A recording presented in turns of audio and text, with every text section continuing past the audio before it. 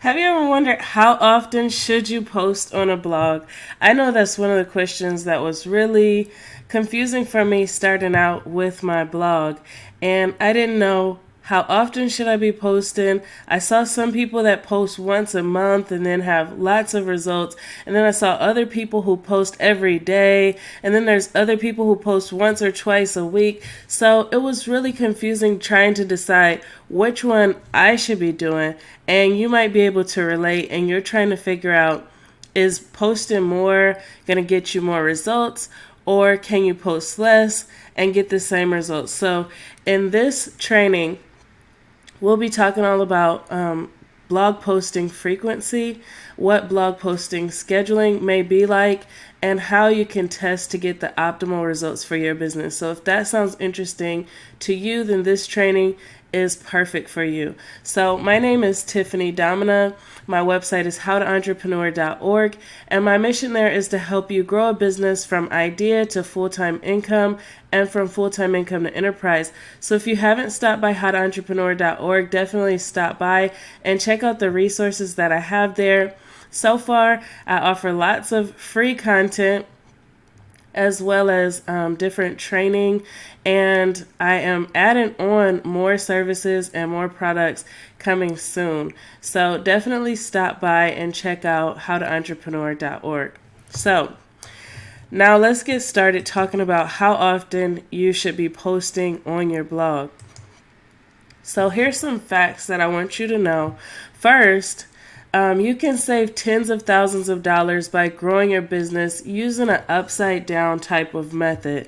And basically, the upside down method is where you grow your audience before you grow your product and service.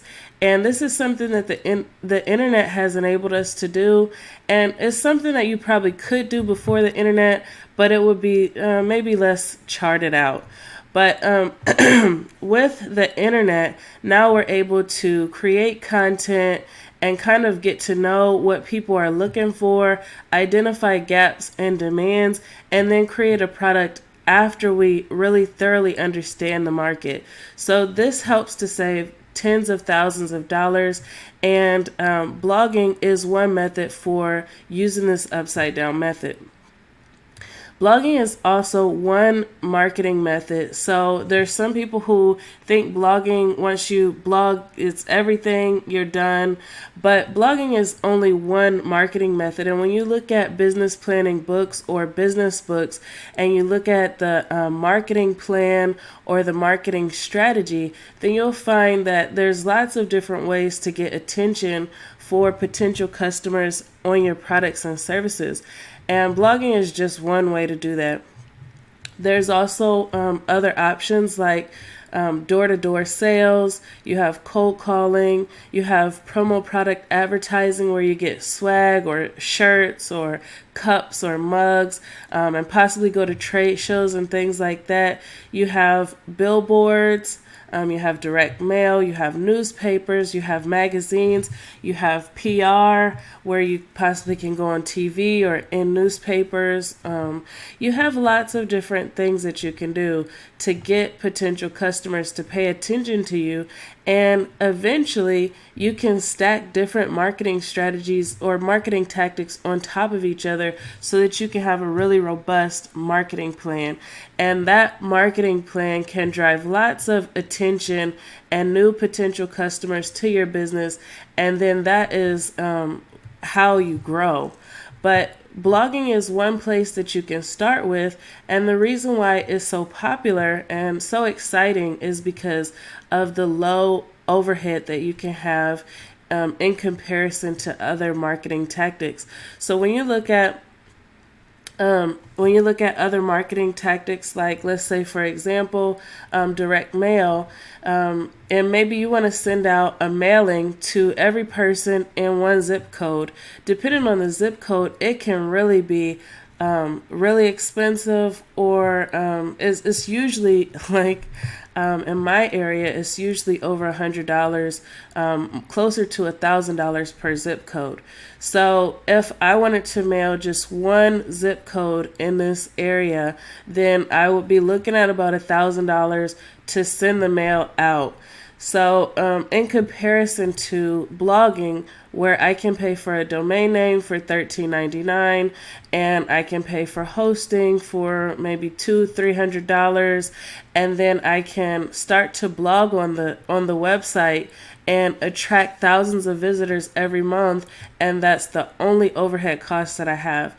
So, being that blogging is so low overhead, and it's such an inexpensive way to attract potential customers, that's what makes it so exciting. And it's also a method that can be done from anywhere. So I can attract new customers while I am on vacation, or while I am at the hospital, or anywhere. And that's a really, really cool thing about blogging. If you're doing door-to-door sales, if you don't go out and knock on doors, you don't get any more customers. And so that's a cool thing. Now, another fact that you should know is that attention precedes sales, which is why brands, both large and small, aggressively market themselves, because you have to get attention in order to introduce people to your products and services, and in order to get sales. So that's a reason why you would scale up your marketing plan. After blogging is working to a certain extent, then you can scale into other marketing methods like social media, possibly doing paid advertising, possibly billboards, or maybe promo product advertising or trade shows. You can scale all of these things together until eventually you have lots of people getting to know about your business every month, and more and more and more sales. So, prior to the internet, lots of offline methods were used predominantly to get the attention of potential customers. So I mentioned some of those methods before, and these would be the predominant way that companies would get attention. They might go to local networking events. They might go to trade shows. They might do different things. And these things would gain the attention of potential customers and drum up business. The internet has given a lot of leverage.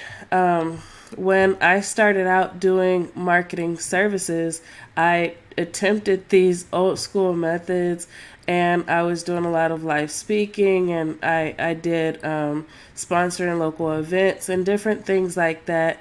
But I found that when I shoot a video on YouTube, or when I do a blog post, that the shelf life is so much longer, and the return on investment, or the return on my time, is so much more, because after the event is over that I did the speaking at, then those people are gone, and unless I've gotten their email addresses, which sometimes is okay and sometimes, depending on the event, is not realistic, then I found that I can get a higher return on my time by taking the same amount of time, maybe 4 hours, instead of creating slides and going traveling and doing the live speaking event. I can actually take the time to do the research and create a video, and that video can keep being played for years and years and years. And the audience to that video can grow by the thousands, hundreds of thousands, sometimes, depending on what you create. And it has so much shelf life. So this is something that's exciting to me about using the internet and the leverage that it gives us. It doesn't take away from the fact that using both methods, online and offline methods, together, and stacking different marketing tactics together, gives you the most power long term. So many people try to work less than traditional salespeople or traditional marketers, and still expect the same reputation growth, the same attention, the same results. So you don't get sales without grabbing attention. And if you are waiting on something else to give you that attention, then it's likely you may not get it. So, but as more people come on the scene and the competition goes up, with the internet, with affiliate marketing, with the search engines, and more people understanding search engine optimization, or more people understanding social media, then the competition goes up and it becomes even more difficult to get attention using those same methods. And so it's important to focus on outperforming, outthinking, outworking while there isn't a saturation, so that you can get a foothold in the market and sustain that. If you are trying to be as passive as possible and really laid back, then it's possible for you to lose out on opportunities. So let's keep going. We'll talk more about that as we continue. So, what does it mean to be a blogger? Blogging is a fairly new career field that came on the rise with the internet. So, as a blogger, you're basically a writer that writes online, but the term blogger is now coming along with more and more sophistication. Before, when there were not that many bloggers, then people were intrigued by the fact that you could have a website and that you could do things with it. And it was easier, I think, easier to monetize because there wasn't so much awareness about scams and things like that. Now people are more cautious. They're more understanding that maybe you should have HTTPS and security socket layers and different things that you should be paying through PayPal and payment processors. There's so much more sophistication with the buyer at this point that there's more requirements for bloggers, and there's advertisers were paying more for ads, and so people used to get paid a lot of money for things like AdSense. They would get paid a lot per 1,000 views, and now they don't get paid as much as they used to. Now the new thing is YouTube, getting paid a lot for YouTube ads. But what happens when more YouTube creators come on the scene? Will YouTube also lower their ad payment? It's possible. So now is important for us, even if we decide that we want to be bloggers, it's important for us to have a diversified monetization strategy. And this is why many bloggers are no longer making money simply from writing on their websites. Now ads are no longer as predictable of an income source because passive traffic sources fluctuate so much. So there used to be a time when people would post and they would have mediocre quality content and still be able to get millions of page views on their website. There were times when the search engines were very easy to game, so they would be able to write the same keyword over and over and over again and rank for things just by way of keyword stuffing. There was so many different things that were possible in the earlier days of the internet. But now that the internet and the search engines are becoming more sophisticated, then we also have to become more sophisticated as well. It's not as easy to drive traffic nowadays. It's a lot more competition to compete with. When you look at sites like internetlivestats.com, it'll show you how many posts are being published every day, how many people are using social media every day. And as you see that number incline, you have to know that the quality is going to come more into play and that the competition is going up. So more bloggers are becoming video producers, course creators, affiliate marketers, product creators, drop shippers, or service providers, and using blogging as a marketing strategy instead of using blogging as the primary business service. So this is something that's changing with the internet, and we'll talk even more about this going forward. So who can buy from you if they don't know you. So blogging is one method, like I mentioned before, it's one method of getting people to know you. So unlike many other methods, blogging comes with lots of perks. So you have location independence.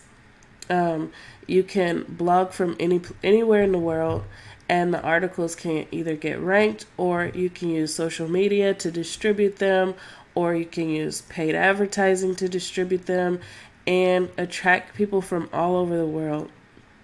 So it's a really powerful tool. It's also very inexpensive in comparison to other things, and so it gives you the ability to scale at a fairly low cost. And it really doesn't require a lot of tools and equipment. So these are some of the perks, but ultimately the purpose behind blogging is to get people to know you. So if you're blogging and people are not getting to know you, or you're not building your reputation, then you have to learn how to use the tool in a way that you grow your reputation and get more and more people to know you, because it's supposed to be a method of attracting new potential customers to your business. So what happens if you pique interest but you're inconsistent? And I'm asking you this question because when we decide on our blog posting schedule, a part of the reason why we're deciding on the blog posting schedule is because we want to pique interest and we want to convert the interest into customers. But we can probably all think of a company who really sparked our interest at some point. Maybe you saw a newspaper ad, or maybe you saw some promotional mail that you got, or you saw a Groupon post, or a Google ad, maybe a Facebook ad, a YouTube ad, or whatever way this company really sparked your interest, and you started thinking, well, maybe they have a solution for what I'm trying to do. But if they're inconsistent, or they don't have a method of retargeting you, or if you saw that ad and you never heard of them again, then they might have lost the sale. And so the goal of marketing is to grow your reputation, or in other words, they might call it brand awareness. And by way of a sales process, you convert that attention into money. But if you never see, if an advertiser only presents themselves one time, it's possible for you to forget about them. So that's why it's important to make marketing an ongoing process. So even when you see notable companies like Walmart or Disney or Fox News or National Geographic, these are really big companies. They know that their constant is to continue to get attention and to continue to convert that attention into sales. So if you lose attention, you lose money. So your marketing must be a constant, whichever primary method you choose, and regardless of how your business is monetized. So if you are relying on blogging as your main method of driving traffic, then you have to really be committed to that, and you have to do it very in a structured way. And so this is another thing that's going to play into your blog posting schedule. You have to decide what's your dream and where are you trying to go. So we all have dreams, and yours may be to be the next biggest publisher in the world, or yours may be to use blogging as a marketing strategy to attract attention to something else. So maybe you're an accountant and you want to use blogging to attract new clients, or maybe you're an accountant and you want to use blogging to attract new software users. Maybe you created an accounting software. So then that would be a little different, because you're using blogging to attract customers to a product or service. But if you are using blogging, and maybe you're an affiliate marketer and you're driving sales to your affiliate partners, your main task, your main job is to drive traffic. So you have to really get good at driving traffic. And if blogging is going to be your method for doing that, you have to be really good and really consistent with blogging.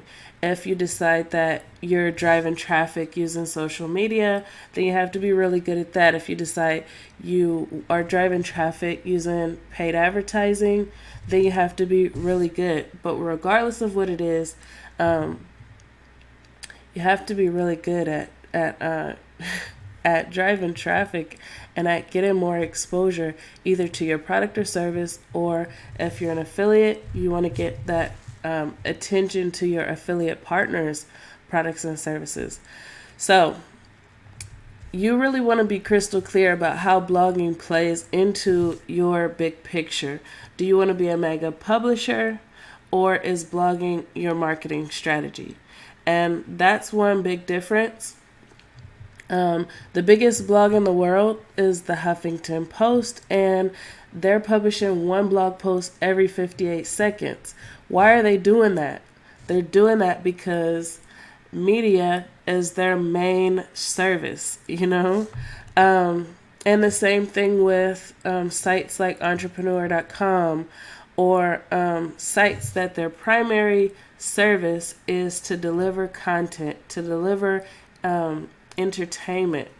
So if this is where you're trying to go, then you have to calculate that into your publishing schedule and consider that this is the main thing that you're offering people is content.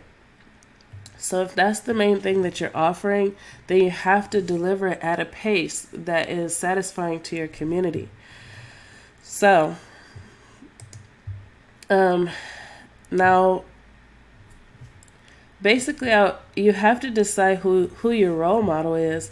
Are you trying to be a media company, or are you trying to be a product-based business? Are you trying to be a service-based business?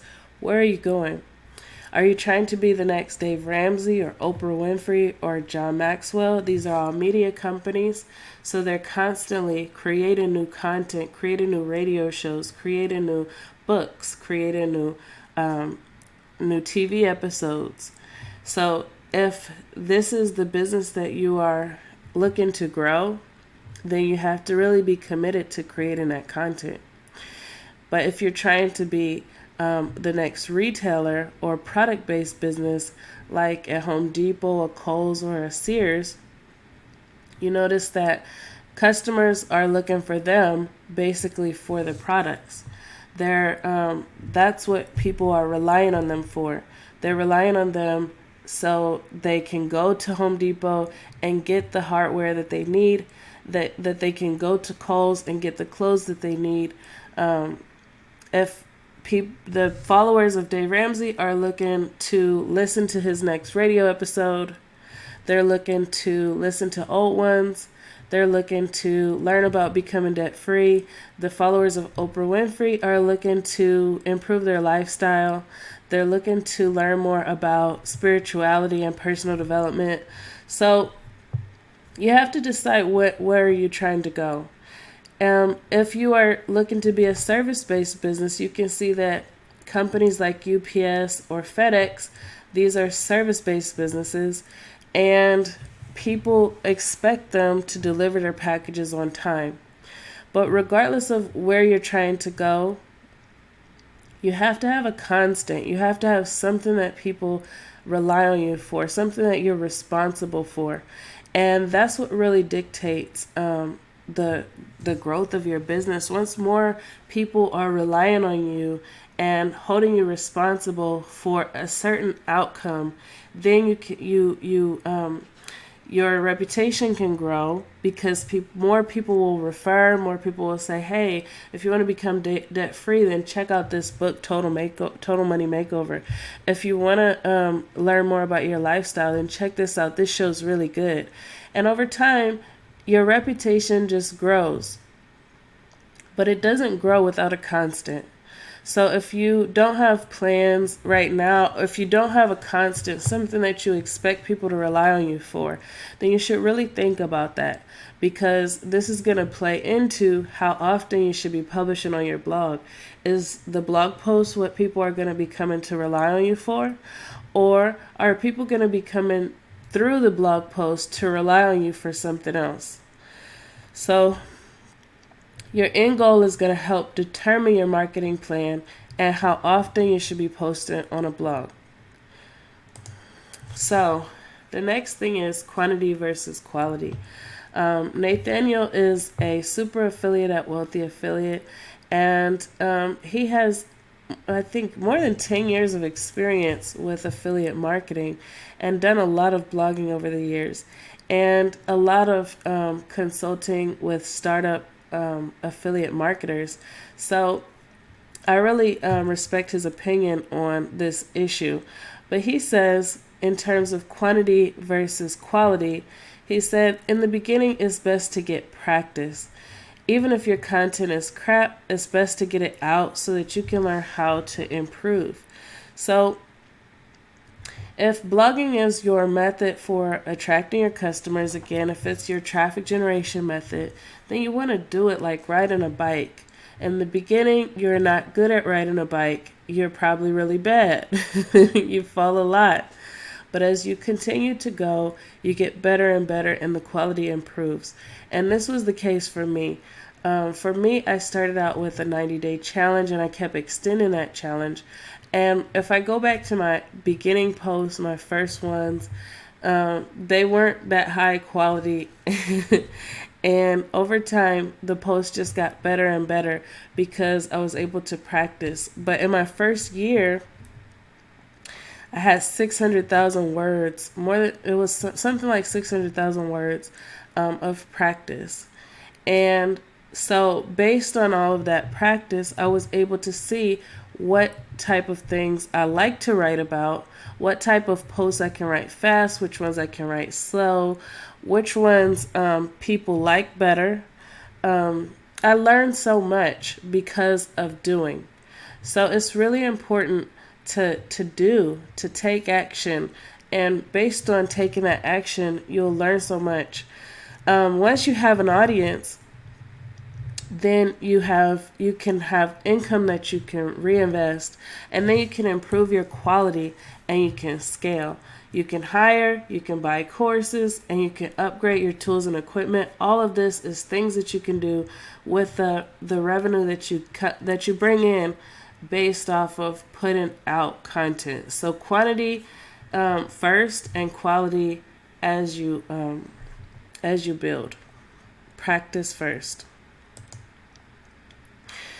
Now, in terms of trending versus evergreen content, this is something else that's going to that you have to consider when you are creating your publishing frequency.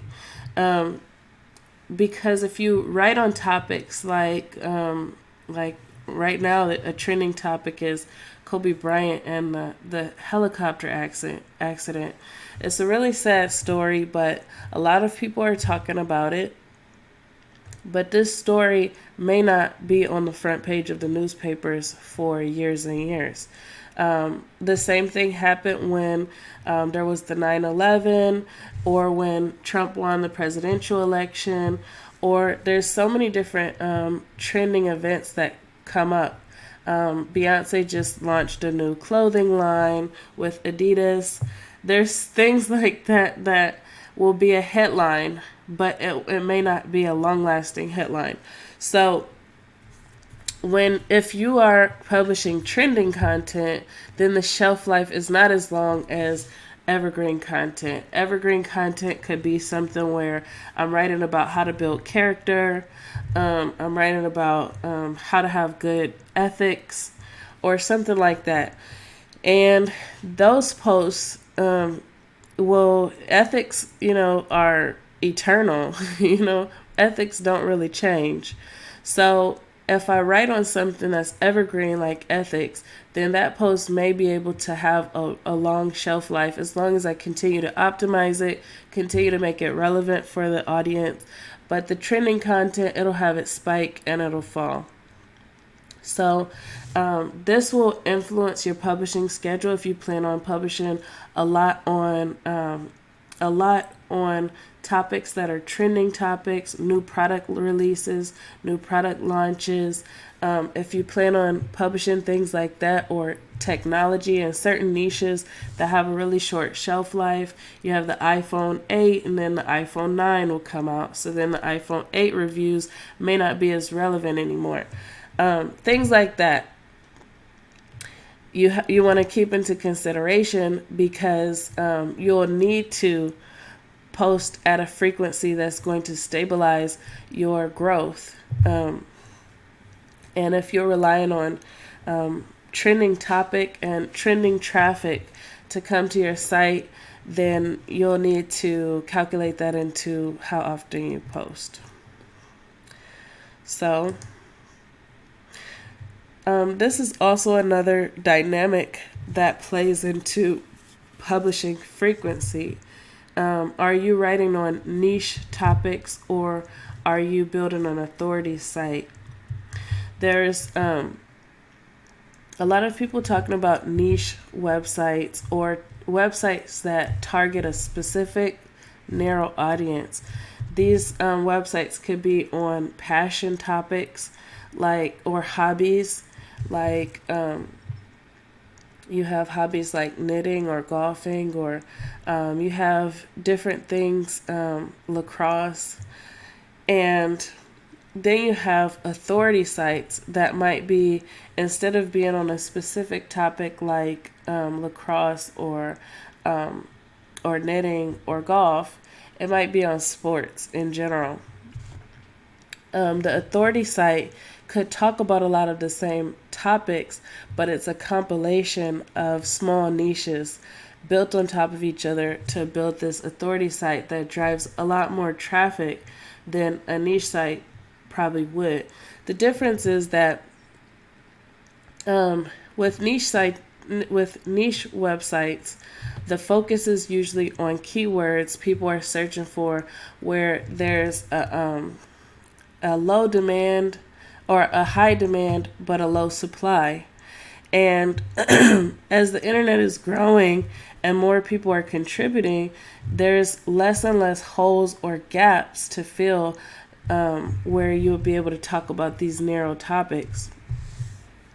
In contrast, authority sites aren't as focused on speaking on topics that no one else is talking about. Instead, they're more focused on reputation and building a brand, so that people care about their perspective specifically over others. So, for example, you can look at sites like ESPN, a sports channel, or you can look at National Geographic's for travel. But then there's smaller sites that might talk specifically about luggage or something like that. And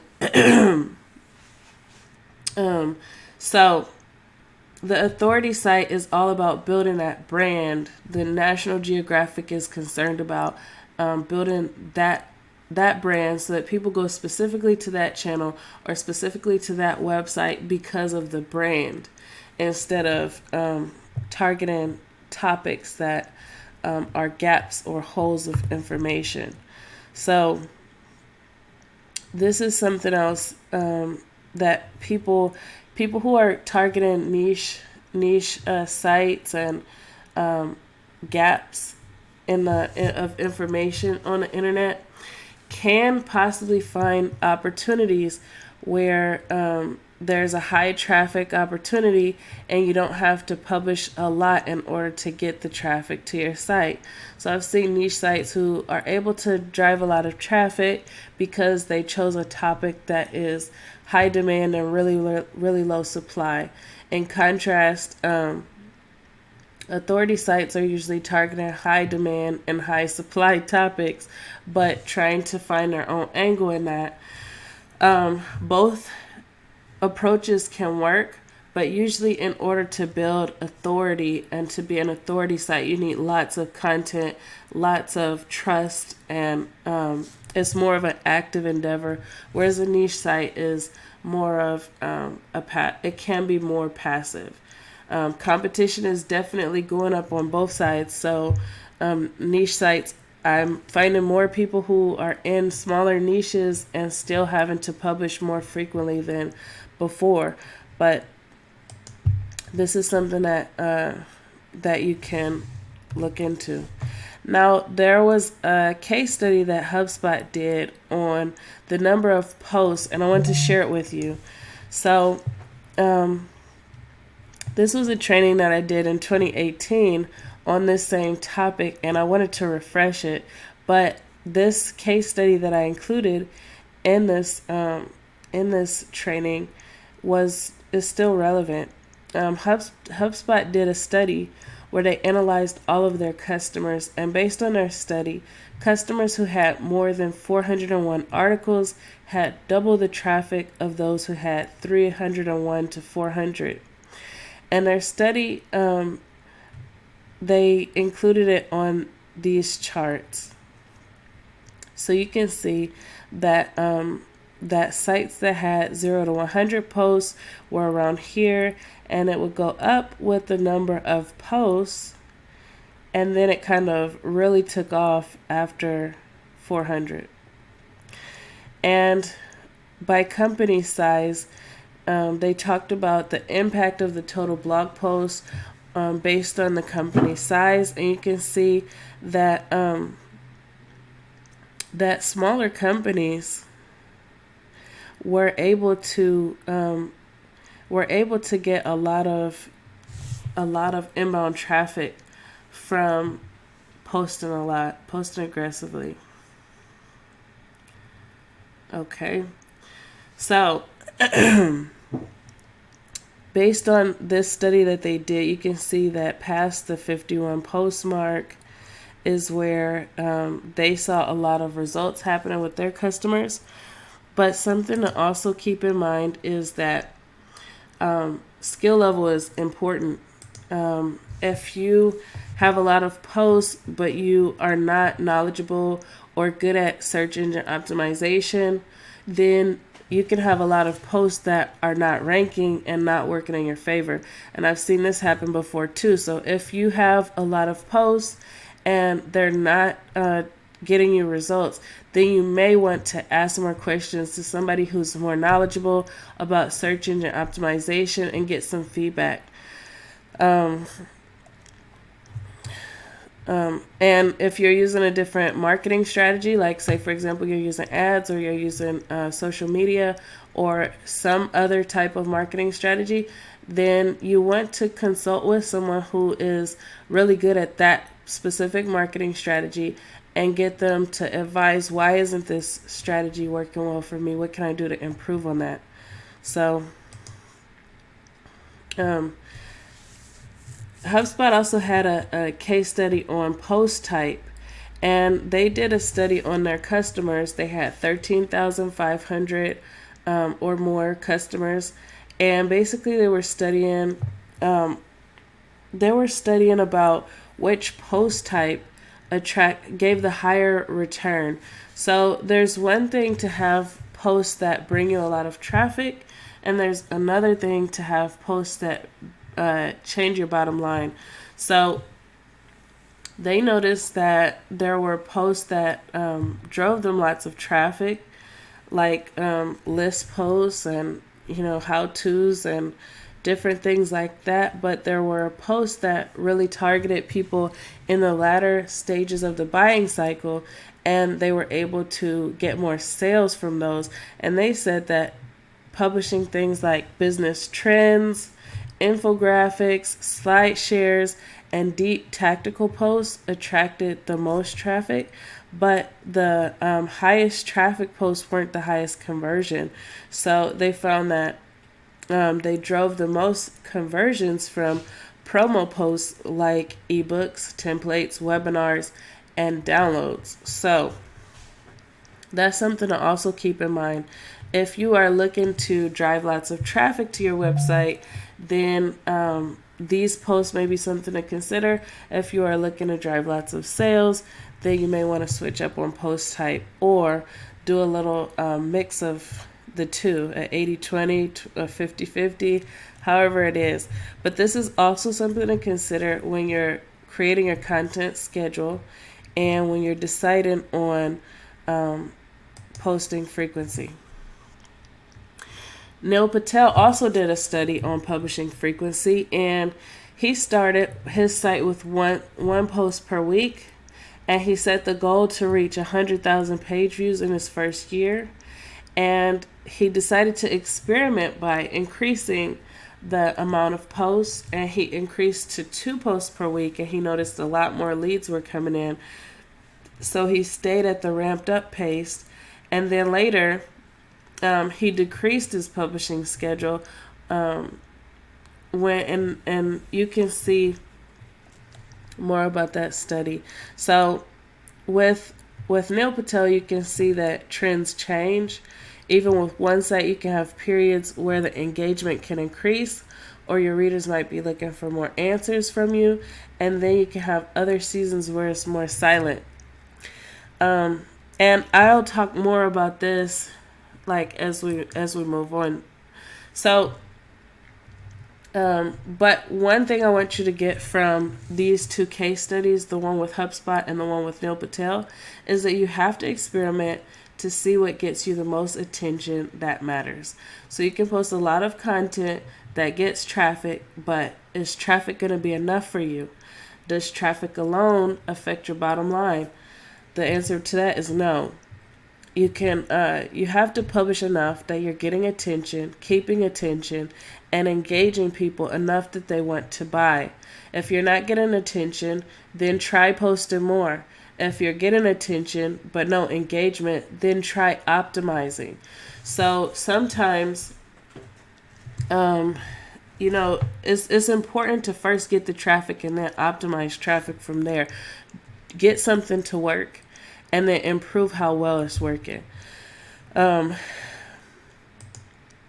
So, as far as traffic sources, if you're relying solely on search engine optimization, market research, content quality, and blog posting frequency are going to be the number one metrics within your circle of control. You don't have control of the Google algorithms. You don't have control of the tests that they run. You don't have control of the other posts and the quality of the other posts that are in the rankings. What you have control of is the search engine optimization that you do, the market research you do, whether you choose a topic that's in high supply and low demand, or low demand and high supply, you have control of that. You have control of how quality your content is, and you have control of how often you post. So if search engine optimization is the main tactic for you to drive traffic, then you really have to experiment with these different options. If you're doing market research and finding topics that are high demand and low supply, and you keep publishing on those and you're not getting results with that, then you have to work on maybe content quality and then maybe blog posting frequency. But if you really double down on all of these things, you're bound to get results. Now, if you're using alternative methods to drive traffic, then it takes some of the weight off of posting frequency. For example, if your marketing plan includes SEO and social media, then it becomes about writing the blog post and sharing it with the most people on social media. So then it's not so much about how often you're posting on the blog, but it's also about how much you're sharing on social media. So if you're running ads, then it becomes about the quality of the ad copy, the relevance in your funnel, and the number of ads, the budget also. So these are all things that you have to decide when you're making your marketing plan. You want to make a marketing plan that gets you the attention, the engagement, and the sales, but you also want to have a marketing plan that's enjoyable for you to do. So if you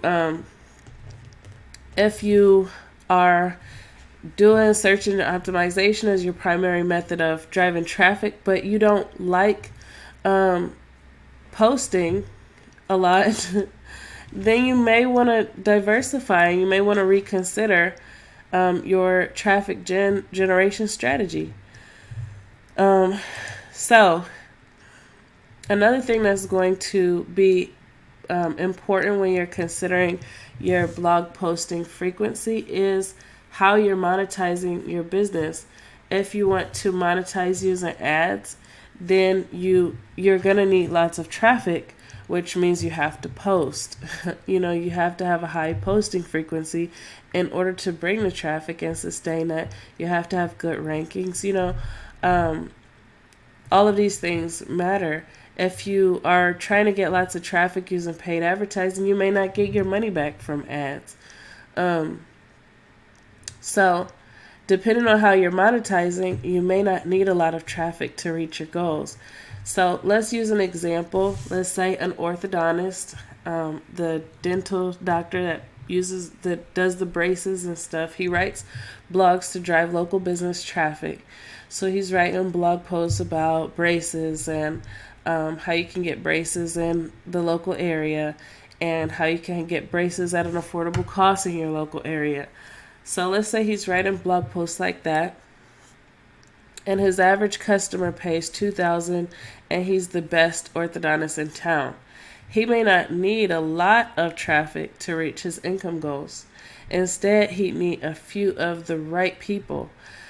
So once he starts blogging, he can experiment with his posting schedule. After he starts to see results, he can scale back if the results are suitable with less. So the first thing is to start creating content, start getting results, and then decide what is actually needed to sustain those results. So,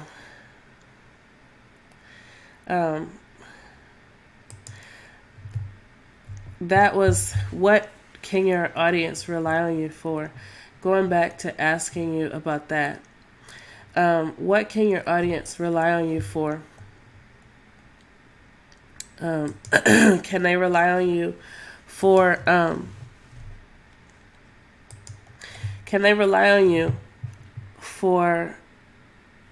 for blogging? Are they relying on you for traffic?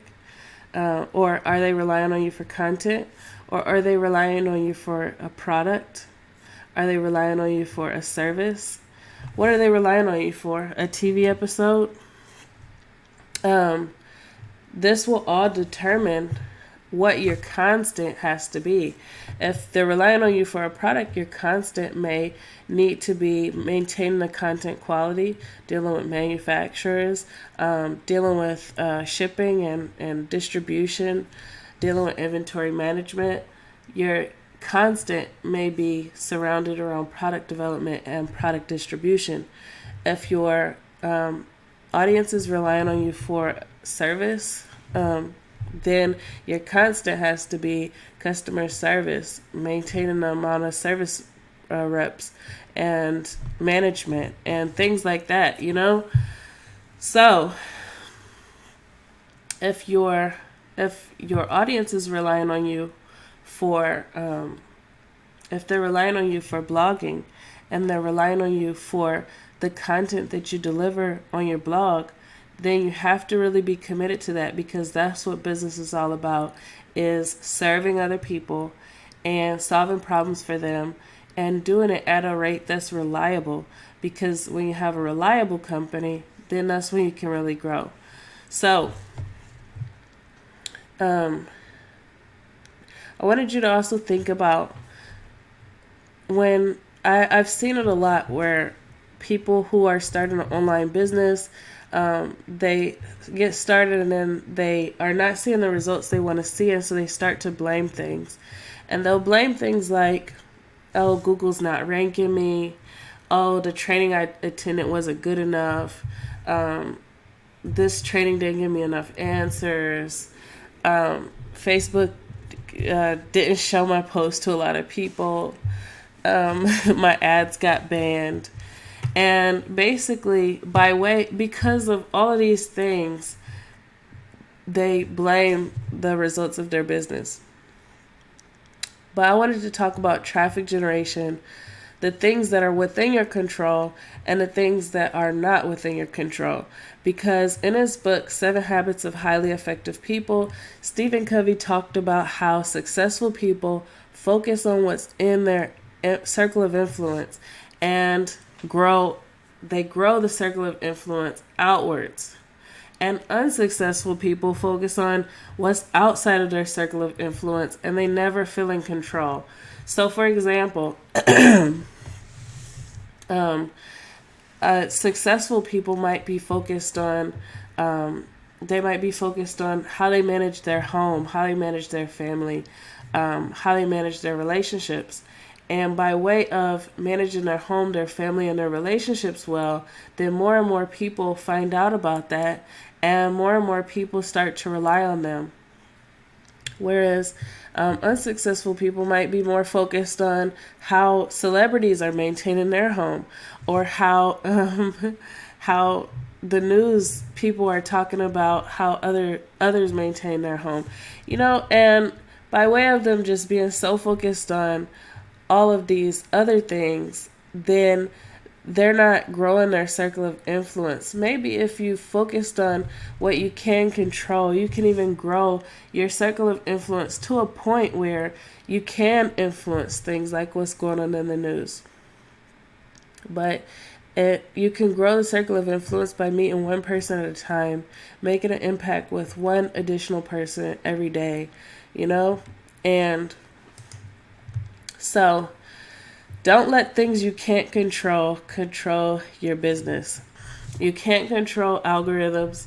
You can't control when Google's going to make updates, when Facebook's going to make updates, when Instagram's going to make updates. You can't control the market and what people want. And you can't control your competitors and what they're doing. And you can't entirely control what other people think. You can manage your brand and you can do your best to influence that, but you can't entirely control that. So, but what you can control is you can control how much you create. You can control how often you engage with your target audience. You can control the amount of knowledge that you have. You can control the quality of what you create. And you can control how often you get your work to your target audience. So even if you can only contact one person per day, you should do it, because it's an example of you taking ownership of the growth of your reputation and of the growth of your business. It's making the growth of your business intentional. And so this is really important. At some point, usually, Google and Facebook and all of them, as you're putting in the work, then you're able to have leverage at some point. Because you've talked to so many people, then they start talking to other people, and you're not doing all of the advocating for yourself. But in the beginning, it's important to do as much as you can.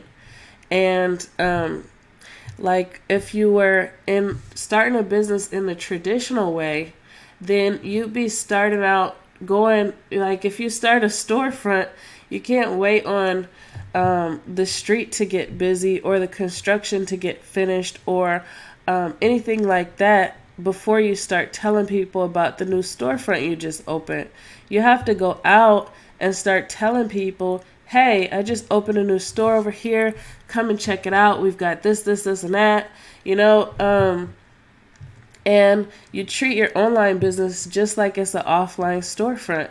You do the best you can.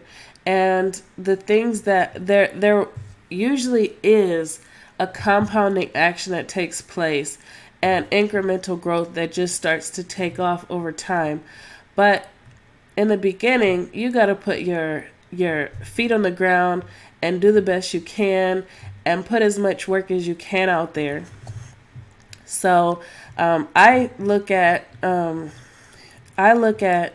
blogging as being comparable to cold calling or going door to door or handing out flyers or whatever like that.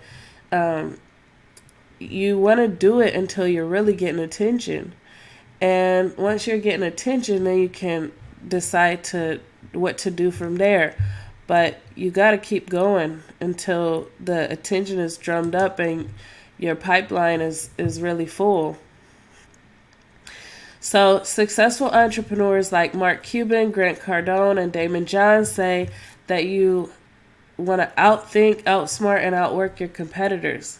So regardless of if you consider yourself a blogger, an affiliate marketer, a service provider, a product producer, whatever the title is you have for yourself in business, you're in business and business has competition. And the market doesn't compromise based on your circumstances. So a lot of people will say, well, I have a job, well, I have kids, well, I have this going on and that going on and this going on. You can't get too focused on you. You have to be more focused on the market because the demand isn't going to care about that.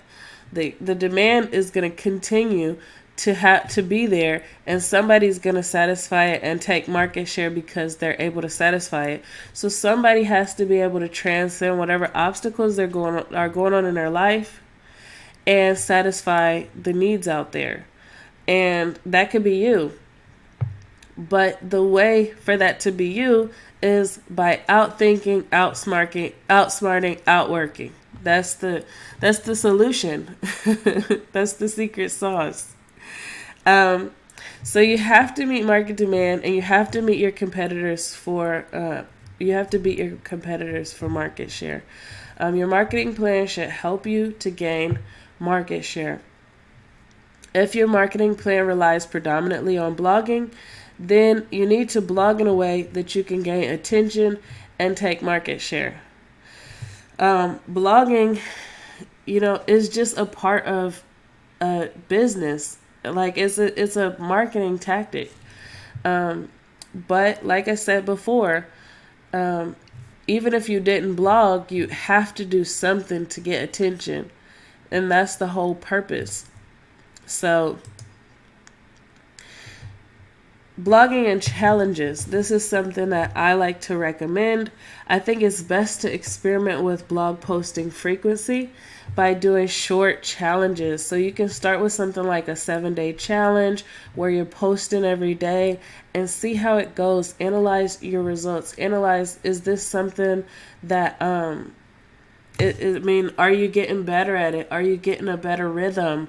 Are you getting results? Are you seeing your traffic move at all?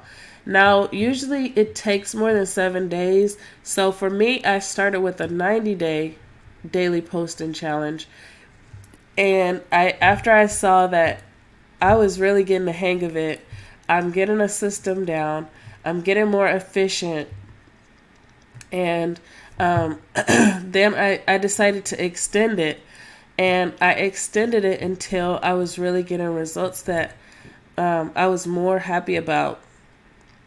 And in addition to daily posting, I also piled other things on top of that so that I could observe the cause and effect. So at points I was doing social media, I did some ads and tried different things to see which marketing plan, which marketing tactics might I like the most. I did graphics and posted them on social media, tested that out. I really wanted to see what could be my groove. And so this is something that you would have to decide for yourself too. There's so many things you can do. You can do video marketing, you can do blogging, you can do social media, you can do ads, you can do, cold email, you can do lots of things. So you really have to decide what's that thing going to be for you. And over time, you'll see how your actions cause a reaction, and you'll feel more in control of your business. So now, if you are in a pinch for time, this is a lot of the reason why many people are trying to figure out, do I have to post every day? Do I have to post every other day? A lot of times it's because, we start out our businesses and we have a life. Some of us have another way that we need to make money while our businesses grow, or we might have kids, we might have people depending on us. So there's lots of things that we start our businesses with. And so just coming up with how to write a blog post on a consistent basis might be a challenge. And so something that you can do is you can also experiment with different types of posts.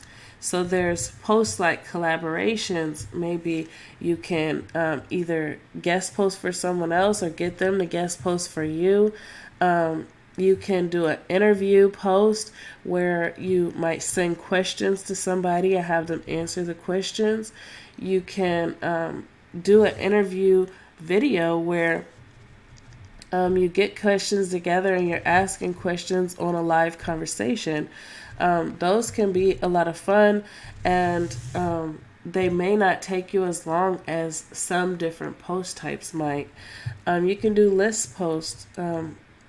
You can do reviews or comparison posts and see if that's a post type that you can make a template for and possibly make that more efficient. You can also do how-tos, those tutorials. For me, those posts aren't the shortest posts for me to do, but depending on what you're writing a tutorial about, it might be easier to do. You can do curated content where maybe you are doing a post that you're kind of pulling in pieces of information, like 50 quotes on productivity, and you pull together different quotes from different people, and it's a curated post, but it's still valuable. And finally, you can also outsource. So once you get to a certain point, and maybe you're trying to juggle the actual lead generation, you're trying to do the sales stuff, and you're also trying to satisfy customers, it may come to a point where you just need to go ahead and outsource. So these are some things to keep into consideration as well. Now, like I mentioned, if you are in a time crunch, then experimenting with different post types can be a really good way to make sure you're still getting out content, but you are coming up with content types that are really efficient for you. Now, how long does a blog post take? And this can vary, but recently at Wealthy Affiliate, there was a question that one of the members posted, and a lot of people responded back. And some people said it takes them days, it takes them 2, 3, 4 days. But if you've actually taken the time to write down exactly what you need to do and to time yourself and divide the task and to make sure you're being productive the whole time, a blog post should take you between 3 and 6 hours. And now, if you're doing like a pillar post that's like 15,000, 20,000 words, maybe that might take you longer. But if you're doing a 1,500 to 2,000 word post, you have to do research, you have to divide it up, but it should take you like 3 to 6 hours. And if it's not, you definitely want to be timing yourself and trying to improve your speed, improve your typing speed, improve your researching speed, and get down your efficiency so that you can perform better and so that you can be more efficient and more productive. So for me, practice helps with efficiency, and using timers or enforcing a scarcity with the time can make you more focused, and it helps you to compete with yourself because you'll remember that it took you a certain amount of time to do research on this topic before, but this time it took you less. So it makes you compete with yourself, it makes it exciting, it makes you feel like you're accomplishing something, and it helps with productivity as well. So it's kind of like if you're a runner and you're running with the stopwatch versus running and feeling like you have all day to do it. So when you enforce that scarcity, it really helps to get more things done.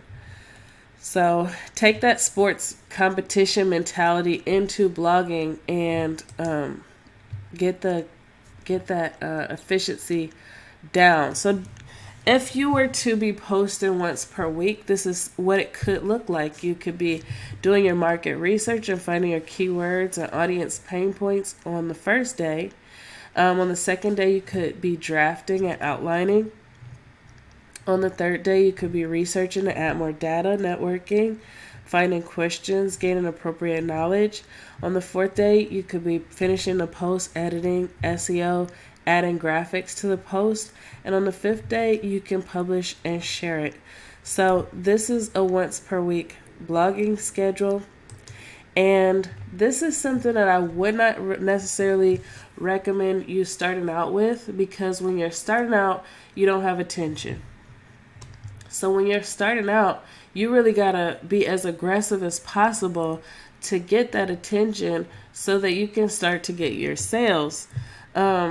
So I probably wouldn't recommend going down to this schedule if blogging is the method for you driving traffic.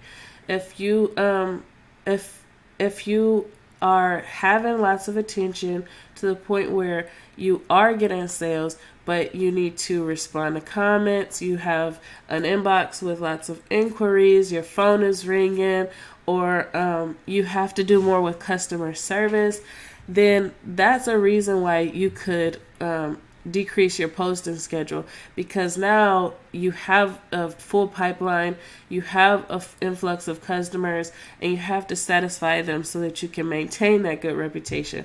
That's a completely different scenario. But if you don't have attention, if nobody's paying attention to you, then you have to hit the ground and you have to figure out how to get them to pay attention to you. And if blogging is your strategy, you got to keep posting. So this is a 3 times per week schedule. Now, of course, if you are working or other things and it's impossible for you to post more than once per week, then that's a whole different deal. At 3 times per week, this is what it could look like. On day 1, you could be doing your research, gaining context, writing, doing your SEO and publishing. On day 2, you can do your social sharing, your market research, drafting and outlining for your next post. And for day 3, you could be doing the research, gaining context, writing, edit, SEO. So pretty much you're like switching off. But these are the basic things that you would be doing as your constants so that you can build the blog, get the traffic, get the attention, turn the attention into customers. Again, I wouldn't go down to this schedule if blogging was the way that you are driving traffic and you are meeting more people. Then I would not go down to this schedule until you've got attention. So unless this is like you don't have, it's impossible for you to do more than this, then I wouldn't recommend starting here either. I would recommend starting like at least once daily, because I think of it just like if you're in sales and you don't have any people buying from you, then you have to start picking up the phone. You have to start going knocking on doors. You have to start drumming up the business. You have to start going to events and prospecting. And that's really what you're doing with blogging. So you have to be aggressive and get as much content out as you can to start the pipeline getting full of potential customers. Once the pipeline is full with potential customers and you're trying to figure out how to satisfy everybody, then you may need to scale back until you've got a new rhythm where you're doing your customer service and you're doing your lead gen. But if you were to post every day, then you have to pile everything up. You'd be doing your research, your writing, your SEO, your publishing, social sharing, market research, and on and on. So, in summary, I say do as much as you can.